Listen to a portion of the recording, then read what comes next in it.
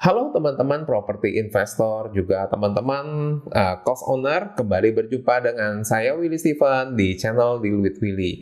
Ya, pada kesempatan kali ini saya tetap mau bahas tentang bisnis rumah kos ya, tapi kita bahas dari sisi sebaliknya. Kalau kita kemarin mungkin di banyak kesempatan sering banyak bahas tentang peluang-peluang bisnis kos ya dan lain sebagainya. Kita bahas sisi sebaliknya ya, yaitu tentang resiko dari bisnis kos. Setidaknya ada beberapa resiko ya utama dalam bisnis kos yang harus kalian pahami supaya kalian sudah tahu sebelumnya dan bisa mengantisipasi. Tapi sebelumnya jangan lupa like dan subscribe dulu ya channel ini, aktifkan lonceng notifikasinya supaya kamu tidak ketinggalan video-video saya selanjutnya.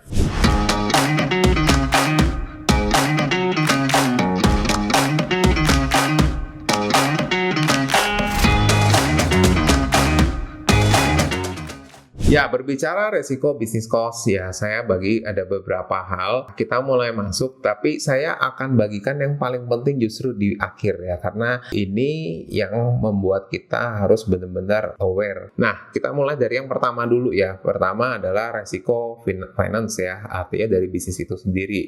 Jadi kita harus paham ya bahwa tetap ada resiko dari bisnis cost ini meskipun marketnya besar ya, tetap ada resiko seperti misalnya tidak ada penyewa atau penyewanya sedikit ya, atau misalkan memang lagi tidak rame ya, sehingga kita katakanlah dari rumah kos kita yang kamarnya ada 40 ya atau 25 ya, ternyata cuma kesewa 10 atau 12 ya, sehingga di sini makin banyak kamar yang kosong dan tentu aja itu tetap harus diurus ya. Selain itu tentu saja ya dalam resiko finansial ini bisa saja terjadi keterlambatan pembayaran oleh penyewa kos ya, yang mengakibatkan ya tentu saja cash flow dari bisnis kita jadi kurang lancar. Tapi selain itu juga ada resiko lain ya untuk finansial seperti ya adanya kerusakan yang tak terduga ya, misalnya tiba-tiba mesin pompanya bermasalah atau beberapa AC bermasalah sehingga membutuhkan biaya yang tidak kecil juga dalam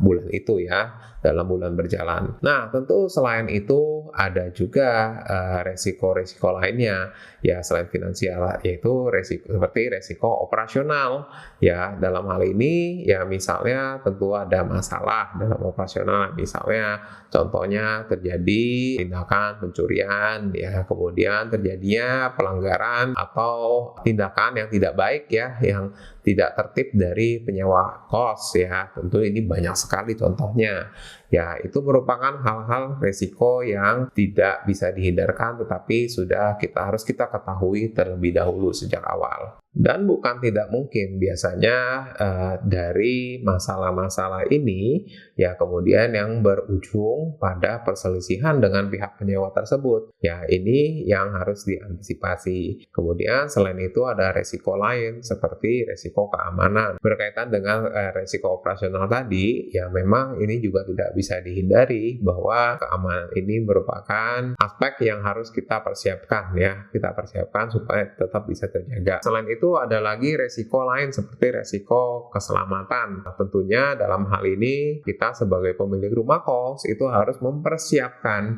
ya bangunan yang aman buat penghuninya ya. Jangan sampai karena kita ingin menghemat ya, katakanlah mengurangi spek bahannya sehingga ya akibatnya bangunannya nggak sesuai standar dan malah berbahaya. Dari sisi lainnya juga mengenai keselamatan ini kita juga bisa berkaca waktu zaman pandemi kemarin ya, ketika kesehatan menjadi satu isu yang sangat harus dijaga, dan ini protokol yang sangat ketat itu harus diterapkan di rumah kos, terutama ya bagi mereka yang sedang mengidap satu penyakit tertentu ya, ini harus mempersiapkan protokol yang sangat ketat ya sekali lagi. Nah, itulah resiko-resiko yang ada di dalam bisnis kos. Tapi tentu aja ada resiko utama dari bisnis kos itu sendiri ya, ini yang belum saya sebutkan di awal ya. Resiko utamanya adalah ya kamu sendiri si pemiliknya. Dalam hal ini kamu harus bisa memastikan diri kamu qualified ya, artinya memang sanggup untuk mengurus bisnis cost-nya, termasuk bertanggung jawab juga untuk keberlangsungan bisnisnya. Ya, pastikan kamu tidak salah mengelola operasional dan finance-nya juga, sehingga kamu tidak mengambil langkah salah yang justru malah berakibat menghancurkan bisnisnya itu sendiri. Ya, dan ini sering saya temui bahwa ya banyak rumah kos yang akhirnya ya dijual dengan murah, atau ya akhirnya tidak bisa berjalan dengan baik, ya, atau juga rumah kos yang sudah tua ya, ataupun belum tua juga tapi sudah tidak berjalan dengan baik. Misalnya seperti lebih banyak kamar kosongnya dibandingin yang terisi, ya seperti itu. Nah, tentunya hal-hal inilah yang menjadi resiko utama, lebih penting dibandingkan dengan resiko yang sudah saya sebutkan di awal. Kembali lagi, kalau kita bicara resiko masalah, pasti ada solusinya. Setuju sekali ya. Nah, oleh karena itu ya pada kesempatan kali ini saya juga akan sampaikan solusi-solusinya. Yang pertama adalah kita sebagai pemilik memang harus memahami ya dan melakukan pencegahan dari resiko-resiko ini. Ya, mitigasi dari resiko-resiko ini. Ya, selain itu ya tentu aja kita harus mempersiapkan peraturan dan tata tertib kos yang ketat ya. Artinya peraturan tersebut bisa menjaga rumah kos supaya tetap kondusif dan bisa berjalan dengan aman serta lancar. Ya, selain itu juga tentu aja peraturan tata tertib ini merupakan ya peraturan yang bisa dijalankan ya, tidak membebani si penyewanya juga, sehingga mereka bisa tetap tinggal dengan aman dan nyaman. Selain itu juga yang tak kalah pentingnya adalah kamu juga harus mempersiapkan SOP kerja yang tepat untuk si pengurus rumah kosnya, sehingga penjaga kos dapat menjalankan tugasnya tanpa keraguan dan tanpa kekhawatiran yang berlebihan. Selain itu juga kamu bisa mempersiapkan rencana manajemen ya untuk jangka panjang, katakanlah misalnya seperti ya penambahan kamar atau hal lain, atau penambahan fasilitas juga, sehingga ya bisa meningkatkan pendapatan dari rumah kosnya. Yang gak kalah penting dari semua ini juga adalah kamu harus memiliki proteksi untuk bangunan rumah kosnya, dan saya sangat sarankan kamu untuk bisa memiliki asuransi gedung dari rumah kosnya,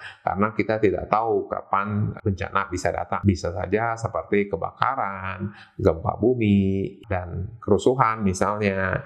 Ya, itu bisa saja terjadi. Ya, oleh karena itu sebelum semua masalah benar-benar terjadi, ya alangkah baiknya kita bisa membeli proteksinya. Oke, demikian yang bisa saya sampaikan pada video kali ini. Kita ketemu di video berikutnya. Terima kasih dan bye-bye.